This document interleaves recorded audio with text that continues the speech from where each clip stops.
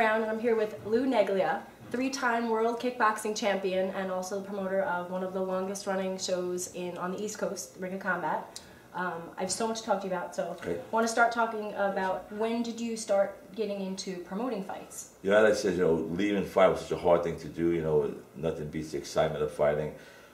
So I had a lot of students I was training, and they wanted to compete, and I started promoting. So it kind of kept me close to the fighting field and the ring, because then I started training fighters and brought them to events, and then I kind of didn't think some of the events would run that well, and I started promoting events afterwards, and I started promoting kickboxing events, which I still do now, and I've had events at the Taj Mahal in Atlantic City, as well as Madison Square Garden in New York City, and I continue to do 4 shows a year at the Capitol in New York City, which is like a landmark in New York City. It's a beautiful arena, and I hold events there quarterly. But a lot of the MMA fighters now fight my kickboxing shows because the sport evolved so much. You can't exist with a ground game alone. Gracie came back and he got kind of destroyed with the present day fighters, because now you have stand-up fighters submitting ground guys, and ground guys knocking out stand-up fighters, because the sport evolved so much, and athletes are very proficient standing up and also on the ground.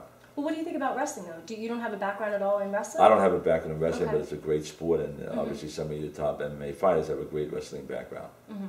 Okay, so then you got into promoting, and tell me about the Ring of Combat, because, I mean, some of the guys from the Ring of Combat have gone out. Frankie Edgar right now is the lightweight champion of the UFC, and you're known for having guys come in, and it's almost like, I don't want to say a breeding ground, but it's almost like you have these guys that aren't known yet, and they become champion Ring of Combat, and they go on to other promotions like Bellator, Strikeforce, UFC. So tell me how when you went into the Ring of Combat, and what was your idea with that? When MMA started getting popular, of course, I love the field, seeing it. It shows all aspects of fighting. It's the most competitive sport in existence today. And many people talk about competing, but those people that compete and are competition ready made some tremendous sacrifices. And I think they're the best athletes in the world.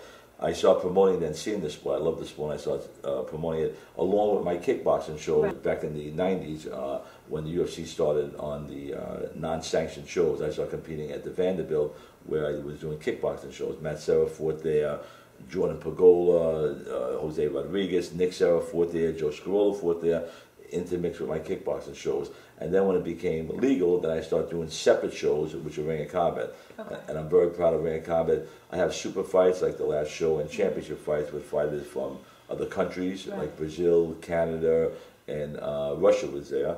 But I also have, and the main focus has always been to showcase new talent. I'm very proud that fighters that were unknown in the field through their association with Ring of Combat became champions, and not only in the UFC, but successful in the UFC. Frankie Edgar, Matt Serra. Every fight Matt Serra had before the UFC was at my show, and I'm very proud of the Ring of Combat alumni, and there's some other great fighters that are coming up right now that I guarantee will be not only in the UFC, but champions in the UFC. Chris Weidman, for sure, one of them. Edson Barboza, as soon as I saw him in Ring of Combat, he fought there 3 or 4 times. I knew he was going to be a rising star, and he's on the verge of that too. A lot of other fighters that are up and coming. All right, so who should we be looking out for? Who are some? Give me some names. Well, just the up-and-comers that you predict are going to be in the UFC someday and going to be successful. There's a guy, Nordine, that fought Drago. Nordine Tallow? Right, who's fighting and defending his title here February 10th, and I think he definitely is a rising star. He's a beast. Without doubt. I think Davidius, who was in the WEC, I think with a couple more fights would become a UFC fighter. I think Marion Morales, who lost to Davidius, I think he's a very talented fighter. I see him, doing real well in Ring of Combat and possibly being another Ring of Combat alumni that goes to the UFC.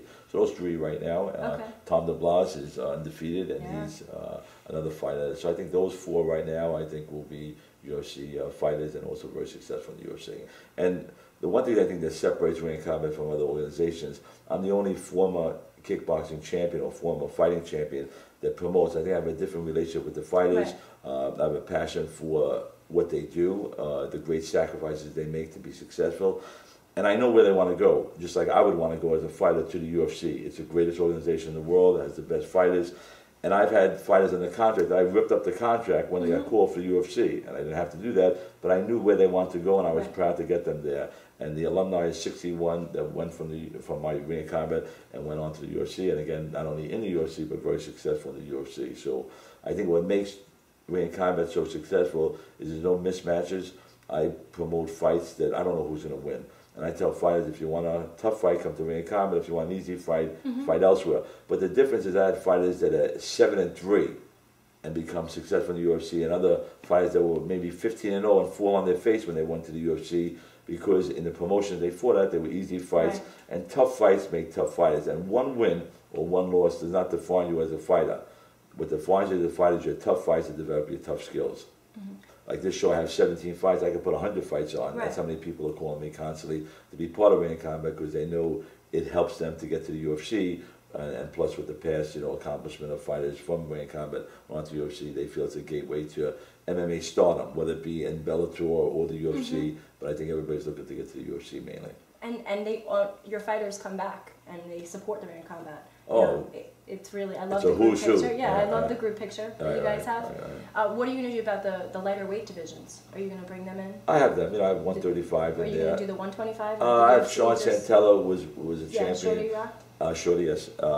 And he fought at the time, I think at 135, he was my champion at 135. But I will use them for sure. I think they're very exciting and explosive, and you can't blink, there's constant action going on for sure. So I definitely will include them in this show. I think I have a 130 preliminary fighter in there, so definitely I'm open to all divisions. I'm looking for the best fighters out there, regardless of what weight they are, and if you got what it takes to, or you think you have what it takes to be an MMA star, Ring of Combat's looking for you. And you contact me on ringofcombat.com or Lou at louneglia.com. And I also think fighters ask me all the time how to become successful in MMA, and I think they should embrace the amateur program. Years ago, it wasn't even around, and now it's there.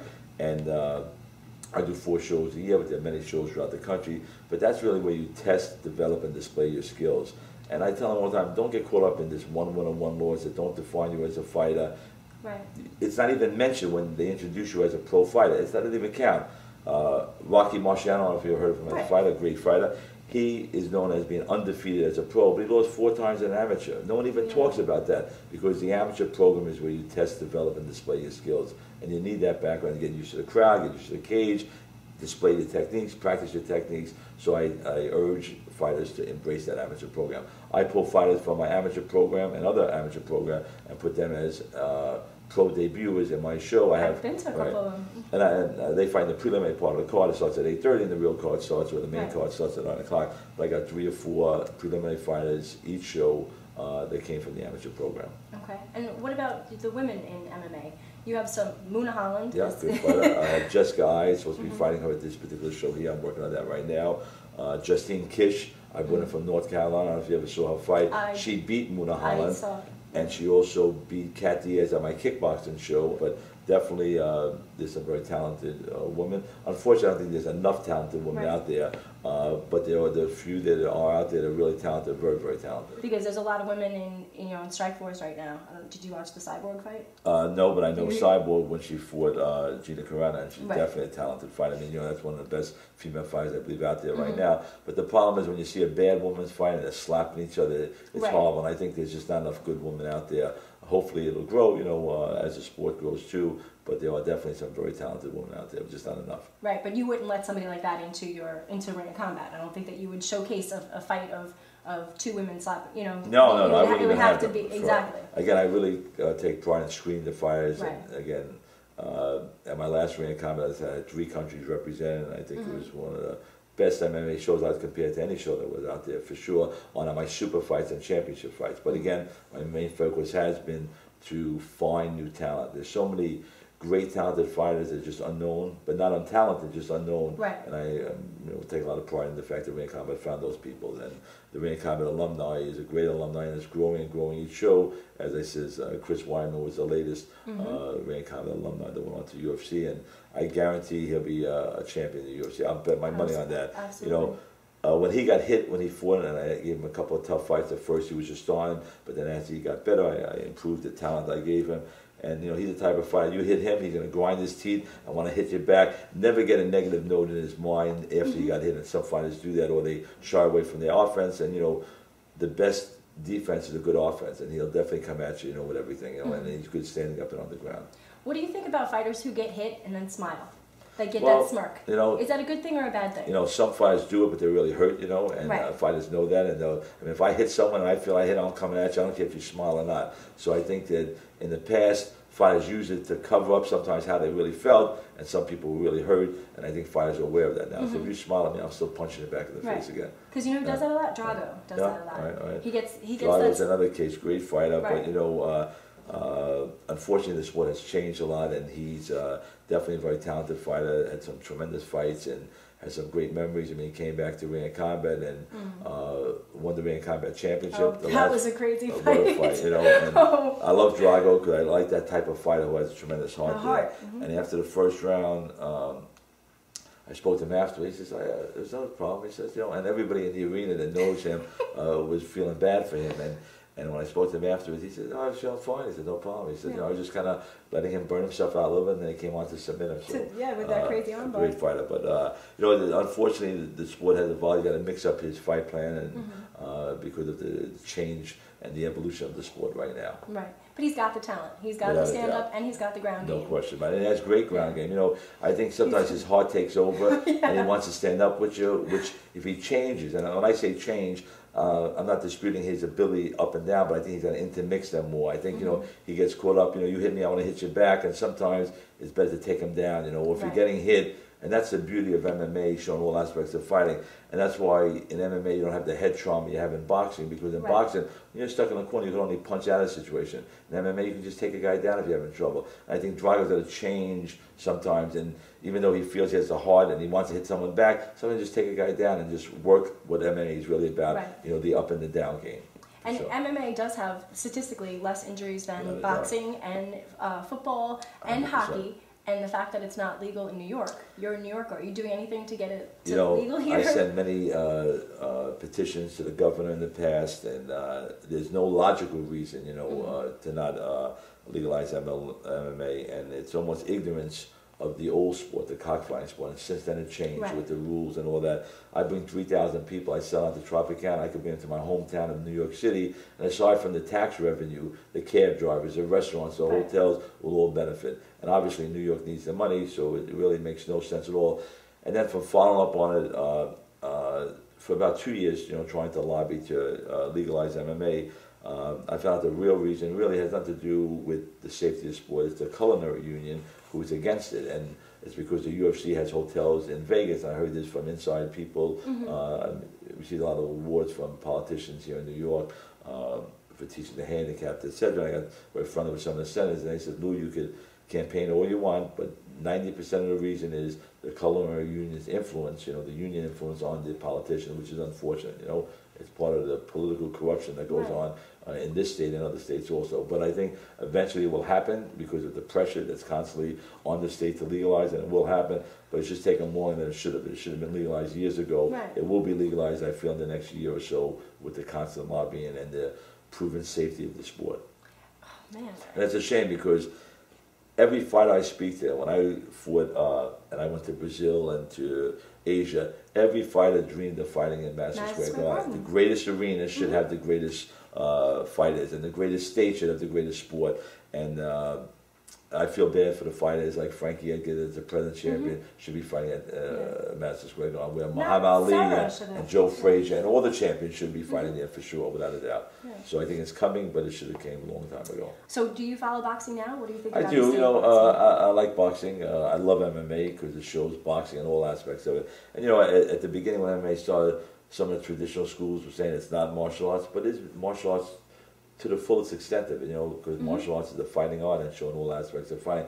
But I think MMA also helped all these other fighting arts, like boxing. I mean, there are MMA fighters training in boxing now. There are MMA fighters training in kickboxing, in wrestling, obviously, in judo and jiu-jitsu. So I think it helped out all the fighting arts, you know, financially also, because I think the schools flourish more because of the evolution of the sport. All right. Well, thank you so much for talking to me. My I'm pleasure. So excited that I got to speak to you more than You're doing a great 10 job. I saw some of the interviews. You're doing a great job. Oh, thank you. And the fans love you. Oh, thank you. Okay, take care. Bye-bye. All right. I'll see you at the next event. Thanks, guys. Kristen Brown, Lou Neglia. See you soon. Oh, thank you so much. Yeah, you're coming out.